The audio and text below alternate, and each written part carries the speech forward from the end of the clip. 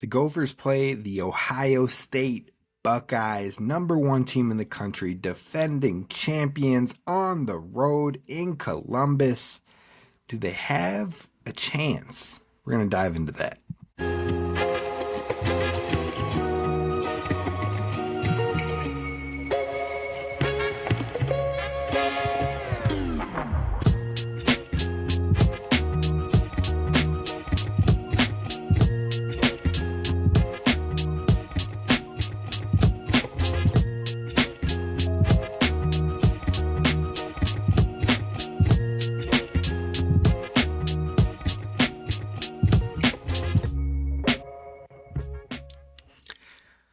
What up, y'all? You are listening to the Gopher Broke podcast. We are talking Gophers football once a week, every week for you. So be sure to hit subscribe over on YouTube or wherever you get your podcasts at the Gopher Broke podcast. It is Kane, Rob, Tristyn, Spann-Ford, your co-hosts for the show. Guess what, Tristyn? I had someone hit me up on Twitter, sent me a message and was like, yo, if you guys ever want to bring someone on, I'd love to chop it up. And I was like, I'm never going to say like, oh, not a chance, not going to happen, right? That's not, yep. But for those curious, those interested that would ever want to do something like that, look, we got to build the channel up first. We got to get like at least 1,000 subscribers over on YouTube. We got to get some loyal commenters in there. We got to get people in there grinding, because the more that happens, the more we can do live shows with like mailbags in the off season and things like that. And then maybe we can pull on a fan of the week where we chop it up on Gophers for 10 minutes and they throw questions or they throw their hot take of the week or things like that. Those are things we want to do here on this channel, but we got to build it up first, folks. We got to build it up. So tell your fellow Gopher fans to hit subscribe over on YouTube, follow wherever they get podcasts. We stream live after the games as well in a postcast. That being said, your boy got scheduled to work a late night since the Gophers were on the road, so we will not have a postcast this Ohio State weekend, but maybe that's for the better. We'll find out. Unless magic happens, I will force you. You will be stepping aside on a break. We all If they pull it off, I will hop on and go like this, like every 5 minutes or so, and give my quick take. I'll have an earbud in, and I'll make sure we can. And Tristyn will pull out all of his hosting skills. I will do everything I can. Yes, if they pull off the dub, we will make something happen. But if they don't, it's okay. You'll get your daily dose during the week. But first of all, we appreciate y'all for listening. We appreciate y'all for tapping in, hitting subscribe. We're going to jump into the game for Ohio State and the Gophers. But before we do that, let's recap on this last week and let's talk some Big Ten predictions for this week. Let's do that first, Tristyn. But I'm getting way ahead of myself. I was about to say, hold on. First things first. What is your gripe of the week? I contribute very little to this show, and you almost just took my whole thing out. I'll never forget. What is your gripe of the week? I've been stewing about this. Uh-oh. Ties should be illegal. We can't have ties. Ties, like in a football game. Like, okay. I thought you was talking like neckties. I was like, this is a very interesting hot take. Like, I get they can be uncomfortable, but damn. I'm coming for all the local haberdasheries out there. I don't want any more ties. No, ties in football. What happened on Sunday Night Football was just a travesty. And I know I have personal interest in that game. But you do too. And that was just... I'm rocking my Micah Parsons right here, right now. It's disgusting. It's undercover. It is actually. I low-key, when I first saw it, I was like, is that a Vikings jersey? Why does he got a Vikings jersey on? No, we got the alternate Micah Parsons. That's dope. I see what you're doing. Undercover. I see what you're doing.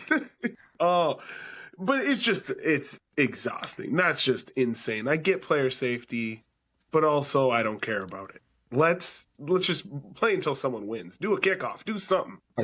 You're telling me. I'm a Packer fan. I was out here ready for the narrative. First of all, super disappointed with how the boys came out and played against Dallas. What are we doing? But also, worst defense in the league.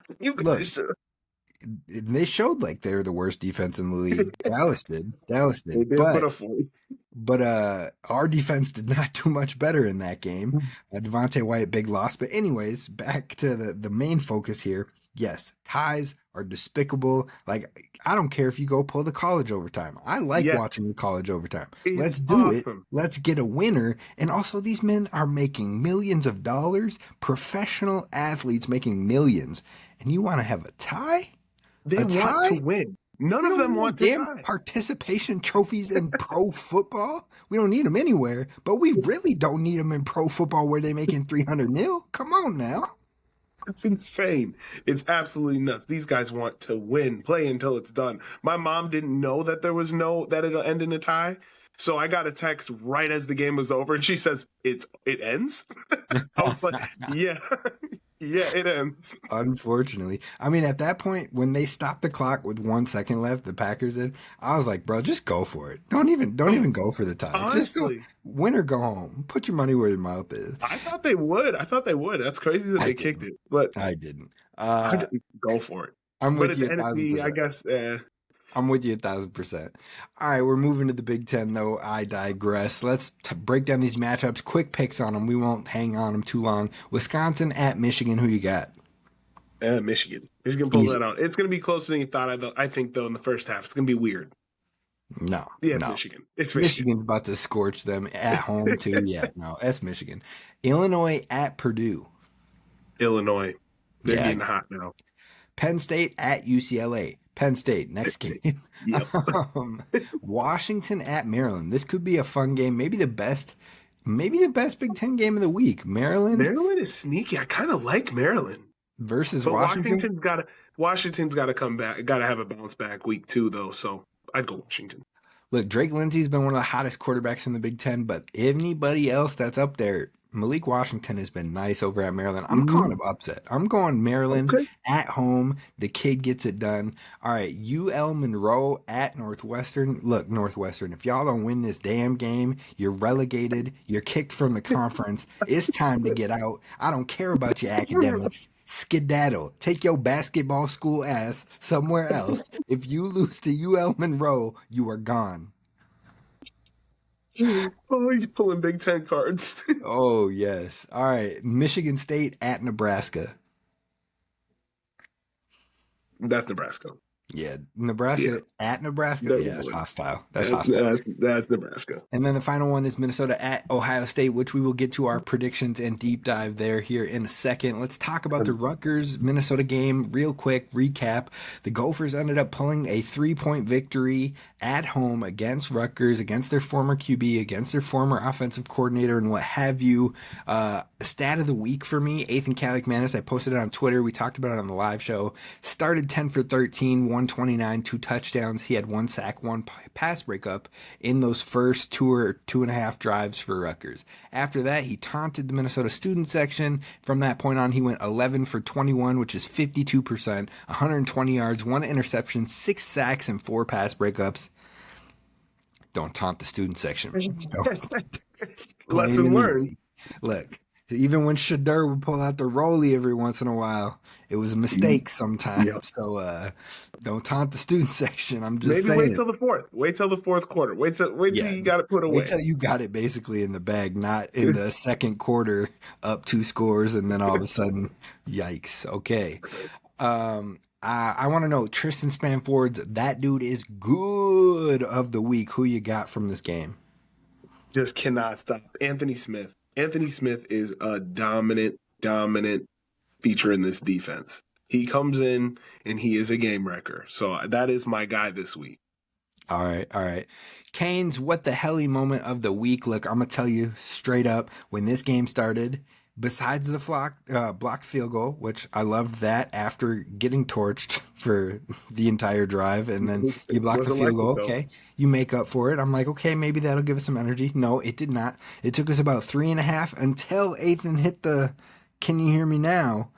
Then they got fired up and the energy came. My what the helly moment was starting flat with no energy at home, coming off an ass whooping, coming off a bye week. How do you start flat? I was baffled. I was shocked, but they found a way to come alive. Thank you, Ethan, for hitting the taunt, because I do think it fired our squad up. And from there, we had juice, we had energy. Anthony Smith came to play. Drake Lindsey came to play. So my what the helly was starting off flat.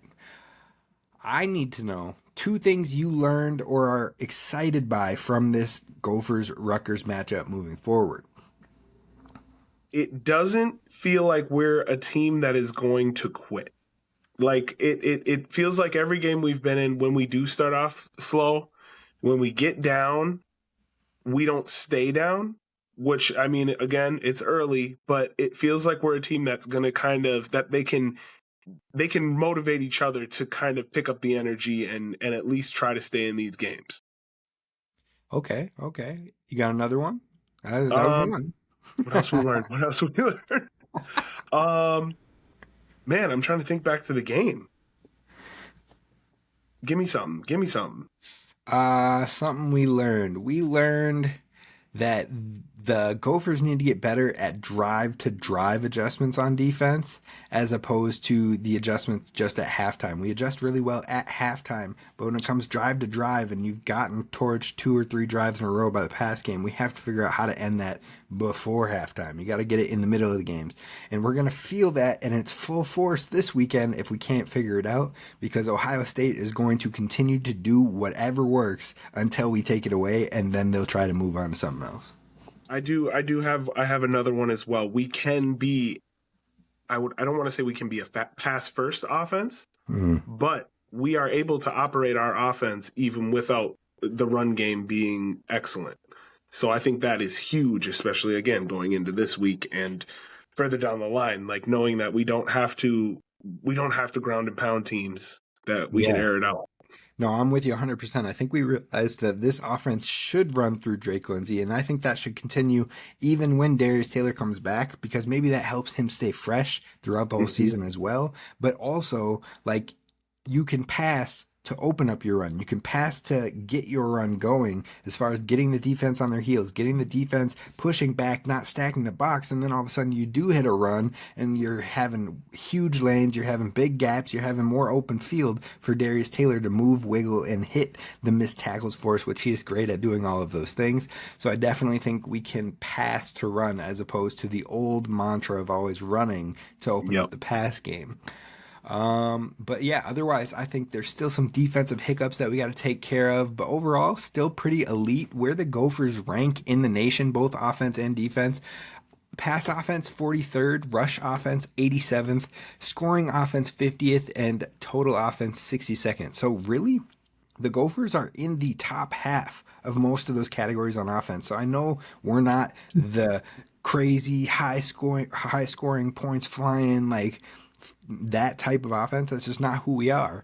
But these are some of the higher categories that we have been in, as far as passing offense goes, as far as total offense goes. Being in that top 60, that is not a bad thing at all. 43rd in pass offense overall. Like, I remember saying stats when I was on lockdown that Coach Fleck hadn't been out of the top 100 into the top 100 when it came to passing offenses in any of his time with the Gophers. I think he was for the first time last year with Max Brosmer squad, and I think this one is doing it even a little bit more. So I like those offensive rankings for where they are right now.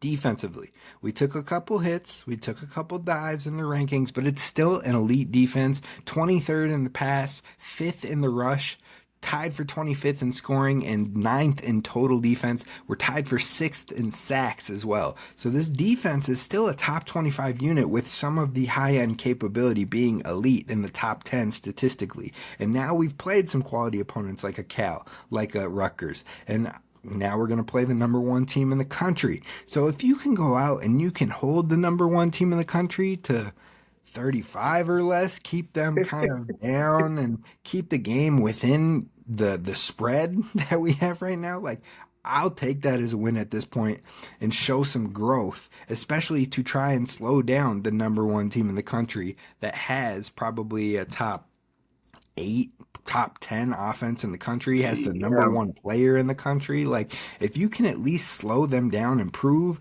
that you can make it a fight, that's a win in and of itself when it comes to this Gophers program. Yeah, I 100% agree. Like, this is gonna be a battle this week. We're gonna see what we got. But I hey, you know me, the brighter side of things.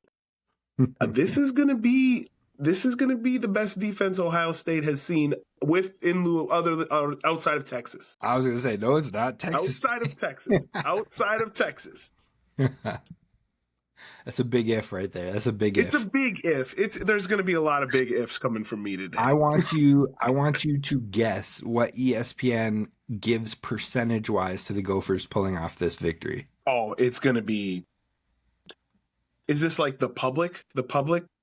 No, it's a matchup predictor by ESPN Analytics. What percent chance do the Gophers have? Maybe 10. 5. They have 5.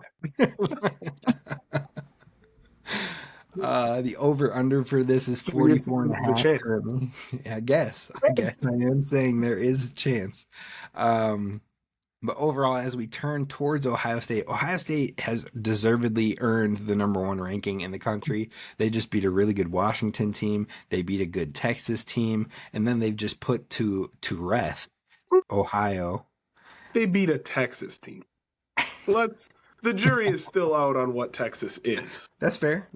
I do think when it's all said and done, even from their defense alone, Texas is probably going to find a way to get to the playoffs or right on the cusp of the playoffs. Absolutely. So I'll call them a good team.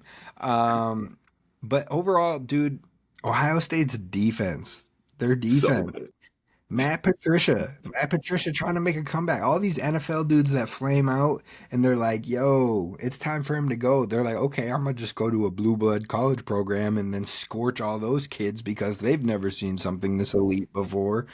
Man, oh man, Matt Patricia, the defense is 27th in run defense, 8th in pass defense, 1st in scoring defense, 8th in total defense, and 12th in sacks. So, I mean, they're good. It's probably the best defense we're going to play all season. Their entire defensive line is graded with elite grades on PFF. Caden Curry, 88.8. Caden McDonald, apparently they like Cadens on the defensive line. Double Cadens. Caden McDonald, 86.1. Will Smith Jr., 81.1, and Zion Grady 80.9. Caden Curry has 5 sacks in 4 games. He has a half a sack more than Anthony Smith in those 4 games. So I mean, like, we keep saying how Anthony Smith is a dog, and Caden Curry's like, bro, I'm right here. So this Ohio State defense, and that's just the defensive line. I haven't brought up Caleb Downs yet, who's one of the best safeties in the country, rated at 80.4. Sonny Styles, he's the leader of their linebacker core, flies around in the backfield, has 20 tackles, 1 forced fumble. Reese, another one of their linebackers, 25 tackles, 2 sacks, 2 pass breakups. Like, they have them on every level. They've got dudes, NFL players. They've got an NFL defensive coordinator. So, I mean, the Gophers are going to have their hands full. Now, Quincy Avery, quarterback's coach, talks about how the Gophers probably have the most pro-style system, NFL-style offensive system in college football. Just the way that they run concepts and do checks at the line and things like that. So Drake Lindsey is going to get his test against an NFL-level defense and what it can look like. And if he can look up to snuff in this game against Ohio State, against Matt Patricia, against this defense, if Drake Lindsey can look like, look, I'm in this conversation, and he doesn't have turnovers or bad throws or big mistakes or look lost, and he keeps the poise and he's moving the ball, I'm ready to crown him, bro. I know it's early. But if he can do that this week, even if we lose the game, if he can do that and you can watch this game and you can go, damn, Minnesota might have the better quarterback of these two, I'm here for it. Yeah, this is going to be, I think the biggest test is going to be, or I mean, not the biggest test, the biggest challenge. Our offensive line has to ball out this week. Like, they got to give it everything they can because that Matt Patricia is going to dial up the pressure. He's, freshman quarterback. That's right where they're thinking right away. Like, make him feel the pressure, and offensive line's got to be stout this week because that's going to be huge. And I agree. If he can hold his own against this defense, I don't think it's insane to crown him. That's not even early. If you can look at least serviceable, no, you look more than serviceable against Ohio State. Like, yeah, you're the guy. Yeah, I'm with you. And I just saw something. I think I retweeted it just a little bit before the show here, or us recording the show, I should say. Drake Lindsey is the second highest graded quarterback on the season in the Power Four when it comes to PFF. He's only behind Brendan Sorsby. Drake Lindsey is number 2 ahead of Diego Pavia, ahead of Taylon Green, ahead of Dante Moore, ahead of Jaden Mayava. Like, look, Drake Lindsey is for real. Now, I remember, I'm just saying, I know we're early, but I remember people telling me he was going to be the 18th quarterback in the Big Ten, and I was like, y'all going to regret that one. I'm not even saying it as a homer. I'm just saying, like, you might want to do a little research before you put them rankings out, because I'm going to promise you he ain't going to be at 18. It's tough. It's so tough. I actually remember your engagements on Twitter for those. It couldn't have been more wrong. The dude is the real deal. He is the real deal. We got a real quarterback. I'm real excited about him. But let's talk about the Ohio State offense. Now, this offense has so many damn weapons. Every year, they always do. They always got a million dudes, but it just doesn't stop. They got the number 1 player in the country in Jeremiah Smith. Dude basically has 400 receiving yards and 4 touchdowns right now, so he's basically averaging 100 yards and a touchdown every game. He can win 50-50s. He's athletic. He's got speed. And then it's like, okay, double him, triple him, put safety help over the top. Well, then Carnell Tate's going to go eat you on the other side, who has 252 yards and 3 touchdowns currently on the season. They've also got a tight end who is probably one of the best tight ends in the Big Ten right now. And then they have 2 running backs that are real nasty. One's a speed back, one's a power back, and then they've got this quarterback who just game manages at this point. Like, he was a 5-star kid, transferred from Bama. It's weird saying he transferred from Bama because he went there in their early enroll spring and then he left. Like, he didn't even actually play at Bama. Quinn Ewers. It's a Quinn Ewers situation with Ohio State. At least Quinn Ewers sat for an entire season and then transferred out.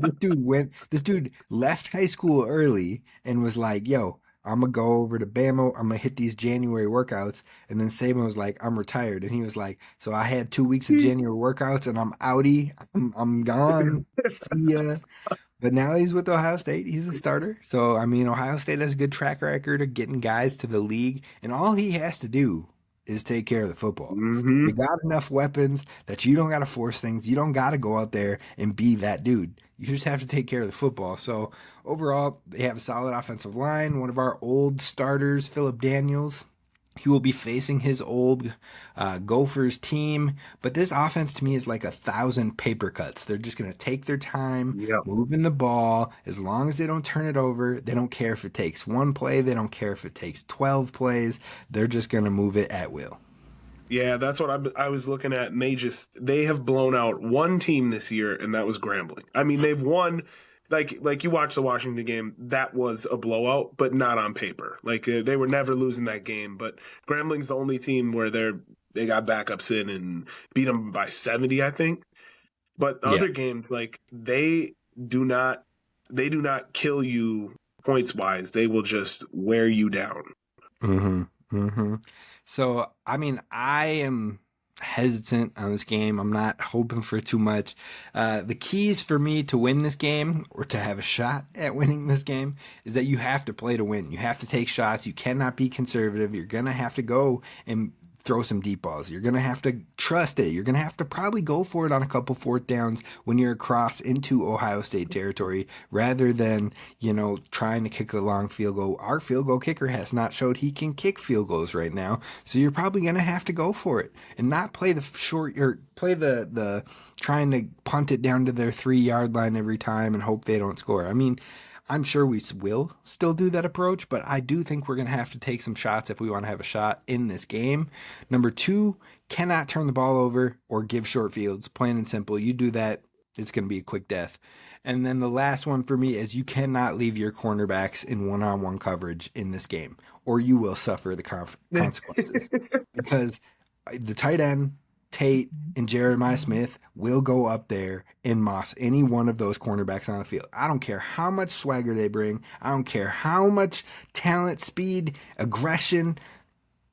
They got them dudes. They got like NFL first-round type dudes all over that field. Don't put your cornerbacks in that situation. Give them help. Play zones. Try to bait them into things. Try to make the quarterback Julian Sand have to read to get to his third progression by the time Anthony Smith is in his lap. Like, that's how you have to take it. You cannot let your cornerbacks be one-on-one, because otherwise he's going to wait for that tiny bit of separation and he's going to go, here you go. Yep. You got it. Like, so. Jeremiah's down there somewhere. Right. This is like a 75-25 ball if Jeremiah Smith's by one-on-one. So, no, we can't do that. You got to have good protections. You got to, not protections. You have to have good zones, good leverage. Cannot leave your guys on an island. Otherwise, look, I'm going to tell you, we're going to learn real quick if you do that. I agree with everything you said. But what if we shock the world? What if we shock the world? I'm just saying, what if the boys are balling this week?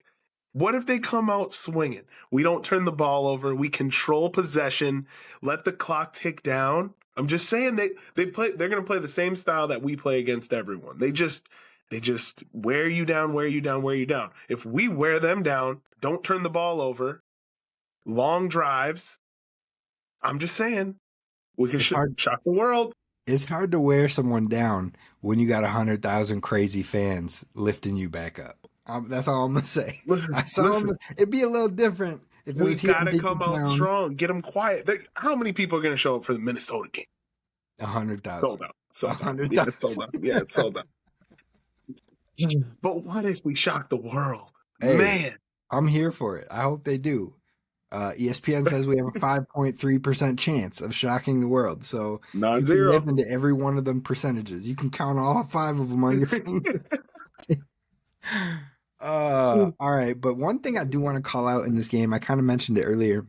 I'm really curious to see how Drake Lindsey fares in this matchup. Again, you don't necessarily have to win it to get some really positives out of this game.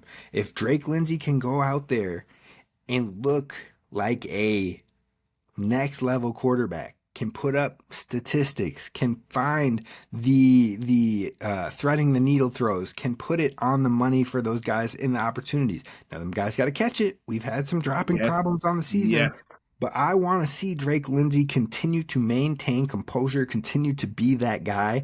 And if he does that, I will have a lot of confidence for the remainder of this season in every matchup we play. I don't care if it's Nebraska. I don't care if it's Purdue. I don't care if it's Iowa. If Drake Lindsey can go out there and not flinch and put up numbers against this Ohio State defense, which is a top 5 defense in the country, I will have full faith moving forward. I'll even maybe be able to talk myself towards an Oregon Duck duel if he can do that this weekend. Now, if he can't, if he looks a little fragile, if he looks a little lost in the sauce, then I still got belief in him. I still got hope for him. I still got a lot, but it'll just show us kind of that he's still a redshirt freshman in times, and we gotta still do some coaching up on some things. So overall, look, he's a stud. He's a dude. I'm excited by it.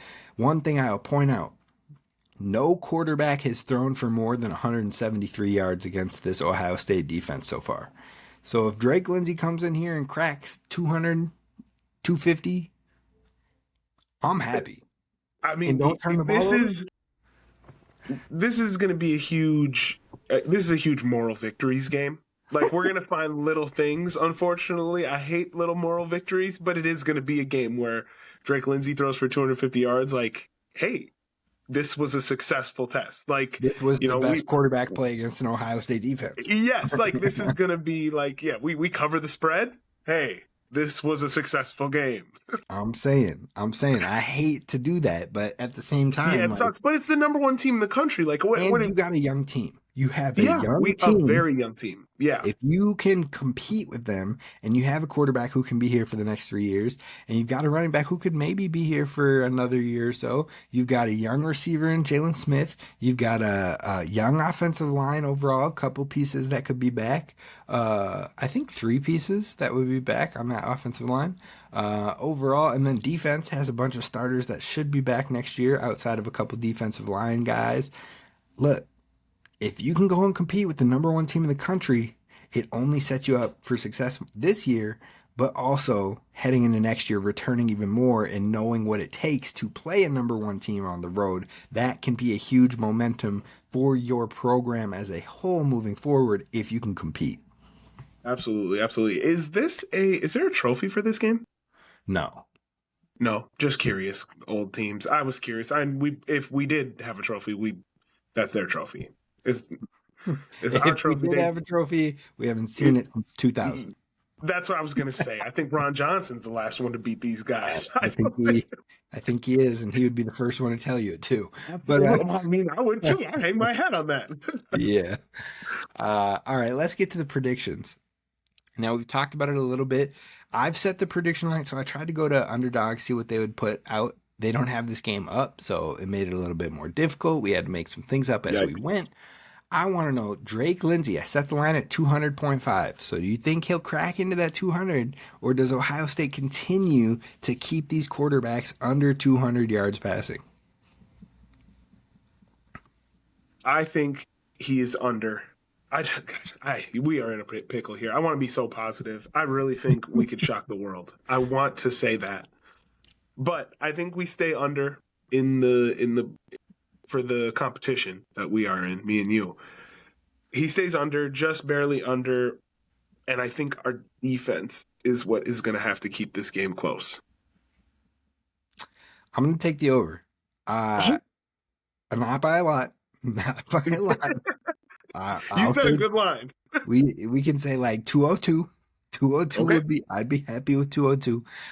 No turnovers would be very nice. 202, no turnovers, maybe 2 tuds.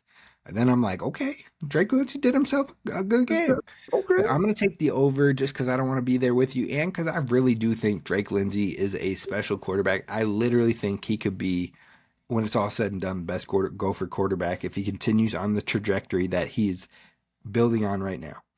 So I'm going to take the over. Julian Sayin, the other quarterback, I've set his line at 265.5 yards. Are you taking the over or the under? I'm very much so taking the under, actually. I think, like I said, I know they played Texas, but I mean, even still, we have a solid defense. We do. We really do. And I think this is the best defense that they have seen in the last 3 weeks, if we say it that way. And I think it's hard to get up for a Minnesota team who lost to Cal. You got Illinois next week. You know, you're at I mean, if anything, I wouldn't say you weren't an underdog last week, but there was a lot of people talking a lot about Washington as if Washington was going to, be the ones to upset you. And that was a big narrative going around, and they hear that. So it's still somewhat an emotional win where they come in and they're like, okay, we just dominated. We're those dudes. So I think I'm going to take the under too. I was going to take the over if I was being honest with you.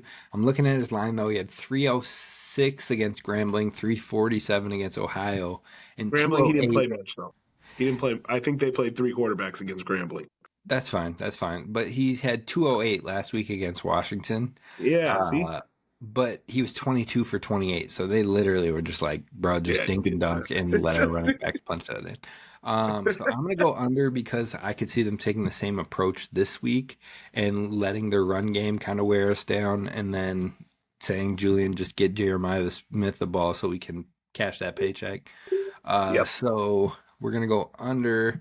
But speaking of Jeremiah Smith, I want to know, do you think he cracks over 101 yards? I set the line at 101.5. So you think he goes to 102 or higher, or you think he stays under that 101?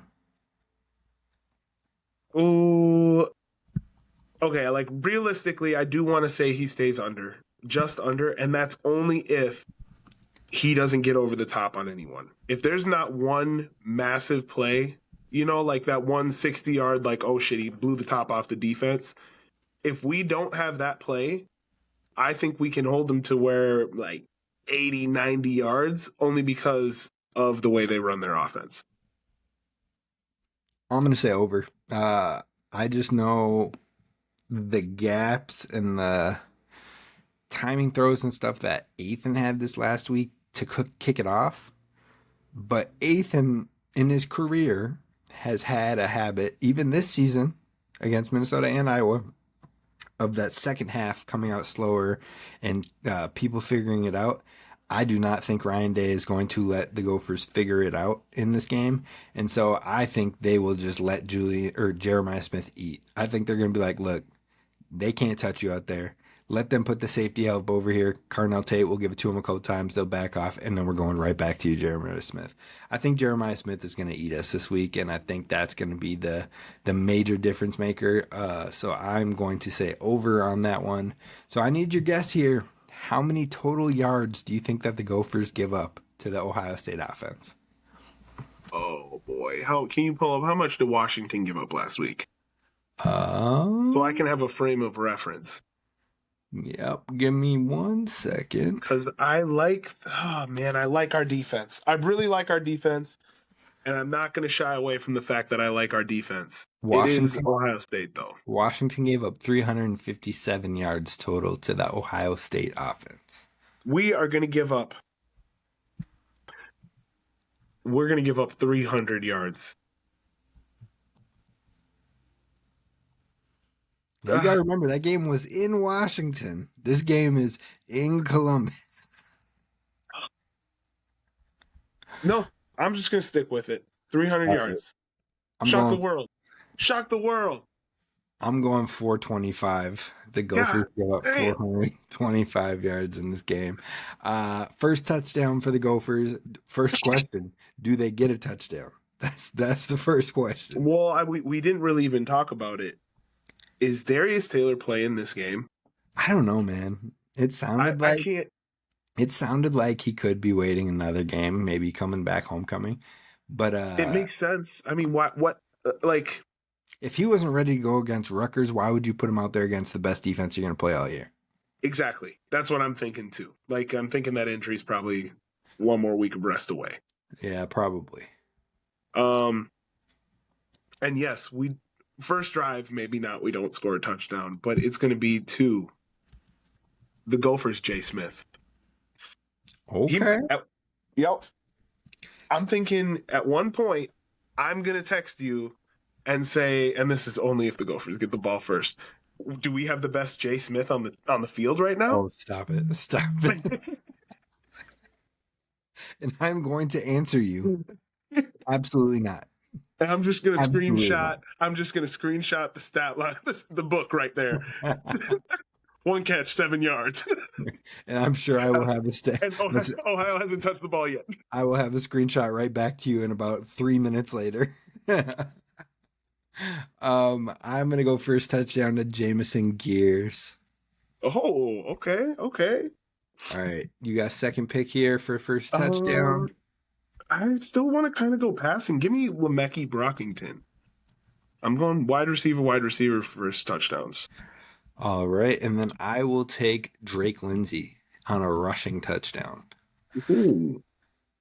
All right. Gophers first drive. Do they score? No. Okay, I'm with you. No, we don't. Yep. There's the realism coming through. I knew it. Well, that's just because we got to warm up. I'm saying shock the world. Shock the world. Why not? Why not us? Shock the world. How many turnovers do the Gophers get this week? I mean, maybe they get 1. Let's say 1. Coy. 1 pick from Coy. Because he's going to be trying. He's gonna love the atmosphere. I'm going to say 1, and I'm going to say it comes from an Anthony Smith sack fumble. Ooh, I like that. All right, leader in tackles this week. You picked the last 2 weeks, so I'm going first. I'm going Devin Williams. Give me Maverick Baranowski. All right, how many sacks does the Gophers get this week, and who? 1 for Anthony Smith. I'm going 2. Also, I'm going. did Coy get one last week? Did who get one? Did I call that? Did Coy get one last week? Sorry if you didn't do that. I distracted. Coy did get a sack last week. I did not definitely called that. Okay. I love that for me. Anthony Smith, and I'm going to go Carter Menz. Okay. All right. 2 tackles for loss last week. He's going to start putting it all together. Maybe he starts giving Jackson Howard a run for his money for some more snaps over there on the other end. But overall, I like Carter Menz coming out of nowhere. All right. Offensive player of the game for the Gophers. Who do you have? Drake Lindsey. I think without him, we have a long night ahead of us. I got Walk it back. I've had people send me messages over the last couple weeks saying we keep saying his name wrong. So apologies to my dog. Javon Tracy, not Javon. Javon Tracy. This is Javon a Tyrod situation. Yep. Javon Tracy. I'm going player of the game there. I would just like to say I called a breakout game last week for him before the game. Yes, you did. Yep. Thank you. Javon Tracy, I think, going back, where'd he play last year? Miami, Ohio. He's back in Ohio. He's ready to cook. He's going to have family. He's going to have his brother. His brother's probably playing in another college football game. His brother still plays at Miami of Ohio. I think Javon is going to get them Ohio familiarity from last 2 seasons, and he's going to ball out. He's adapted to the climate. He's adapted to the climate of Ohio. Yep. Okay. It's just like when you cross that border and you just feel a shift in the energy, and it's just a little different. Yep, there it is. Welcome home. You get his powers back. Get your powers back. There it is. Now, defensive player of the game, 9 times out of 10, I would take Anthony Smith right away. But what I'm going to do is I'm going to go Coy Parrish because I don't know if you remember this, but Ohio State was one of the 3 finalists, Florida State, Ohio State, and Minnesota, when it came to Coy picking a school to go to. And I think Coy is going to show, look, I'm trying to win this game. I made the right choice, and I'm going to show you why you wanted me in the first place. I love that. And then, that does leave the door open for me to take Anthony Smith. All right, what do you got for your final score in this one? This one was tricky. I have 5 different scores. I have 5 different scores written down. Scores. The first one, we are winning by 3, but I've walked myself back from there. This game is going to be. Do you remember the last time we played Ohio State? Tied at halftime. Yeah, that was the game Mo got hurt, right? Mo Achilles game. Yeah. We'll always have that first half. 27-14. We lose. Sorry. All right. 27. 2 touchdowns felt bold for me. Yeah. I am going to say 31-10 Gopher. No, I'm just playing. 31-10 Ohio State. We don't even cover. Oh no, we cover the spread there. It's not bad. Cover the spread. Just cover. Yep. Just barely, but yes. So hopefully that'll work out. All right. Biggest worry in this game? That we're playing Ohio State. I think my biggest worry is, I don't really have many worries. I'm concerned. I don't want to get blown out. Like, I think we have a better team than what Ohio State has seen in some of these games, and I don't want to get blown out. I would like for us to show some life, like we talk about Drake showing confidence, making throws, looking like he belongs in the Big Ten. I would like that. I think it would be... does belong in the Big Ten. Oh, absolutely. But I want on a big stage, in front of this is a nationally broadcast game, so everyone's going to be watching it. I would like him to really show out and show what he has. I think we talk about how there's a lot of moral victories in this game. If we get blown out, that will be disappointing. like if we show no life at all, that will still be disappointing, and it will feel like we're, back to square one. So a loss is okay, but a demoralizing loss will still hurt. Yeah, I feel you. My biggest worry in this game is our secondary. I'm not going to lie to you on that one. I saw what we did against KJ Duff and what's his name? I'm tripping on it right now. Ian Strong. Yeah. Them were some dudes over there with Rutgers, and now we're facing some dudes that are better than them dudes. So I'm just a little bit worried for our secondary, especially how we've played the first halves in that Cal and Rutgers games. We can't afford to play the first half like we've played the first half of those last two games. So we got to answer, we got to respond, we got to do it quick. What gives you the most confidence in this game? I'm going to let you answer that one first. PJ's play calling last week? ? He showed that he is willing to throw it. I don't know. Confidence. I think that we have a better passing attack than we have in the past few years. I mean, obviously last year we did too, but we're not leaning on the run game, so maybe that'll change the tempo that they're not expecting. I got one, and I'm legit confident in this moment. The thing that gives me the most confidence is that we have a quarterback that the moment is never too big for. He does not flinch. He does not. If he throws a pick, he doesn't give a damn. Next play. If he misses a dude, my bad. Next play. Like, he's a guy who is not going to get shook and rattled, and that's exactly what you need in this environment. I go back and think of Ethan in the whiteout game against the Penn State. That was his first official start, I believe. And like, it took a minute, but he also had that not flinching mentality, but it just like, it wore down. You know what I mean? Yep. Like after a while, it's just, whereas I haven't even seen a wear down from this quarterback. This quarterback is like, dog, I don't care if we're down 2 scores, we're still in this game. So that's what gives me the most confidence in this game. I like it. All right, last question. We'll wrap this bad boy up. Your out of nowhere player to have a big week this week. I'm going to go with mine first because I kind of already said it earlier. Carter Menz. I have him getting a sack this week, and so I just think that he is going to be a player that is going to continue to build on snap opportunities, and I think he's going to get more involved. So I'm going Carter Menz this week. I'm going to go with who I picked for whatchamacallit before. Give me Maverick. I mean, he's been in games, obviously. He's had moments, but maybe this is the game where he, field general, just make plays all over the field. Yeah, I feel it.